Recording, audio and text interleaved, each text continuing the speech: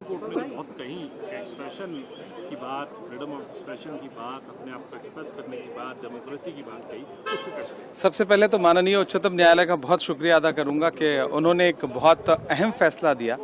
ये फैसला सिर्फ एक इमरान प्रतापगढ़ी के लिए राहत नहीं है, बल्कि इसका संदेशा दूर तक है।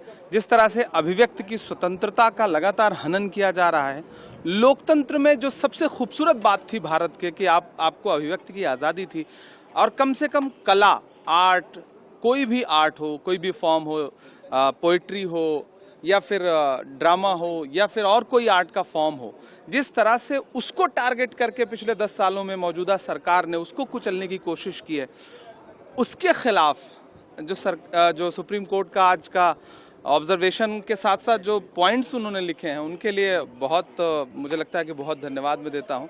और मैं मेंबर ऑफ पार्लियामेंट हूं, बेसलेस एक एफआईआर मेरे ऊपर हो जाती है और उसके बाद मुझे इतना परेशान होकर माननीय उच्चतम न्यायालय तक आना पड़ता है, तब जाकर के मुझे न्याय मिल पाता है।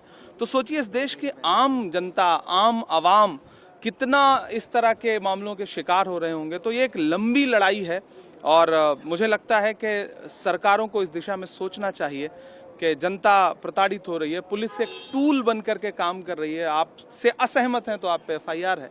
तो ये पूरी पद्धति रुकनी चाहिए और माननीय उच्चतम न्यायालय का एक बार फिर से बहुत शुक्रिया। साहब, आप जो है संविधान के अपने हाथ में लेकर आए हैं और आज जब से फैसला हुआ उसके बाद अब आप हाउस में आए हैं, तो ये इससे क्या आप? दरअसल हमारे नेता राहुल गांधी जी एक बात कहते हैं कि देश संविधान से चलेगा और इसको बचाने की लड़ाई हम सबको लड़ना है, लोकतंत्र को बचाने की लड़ाई लड़ना है।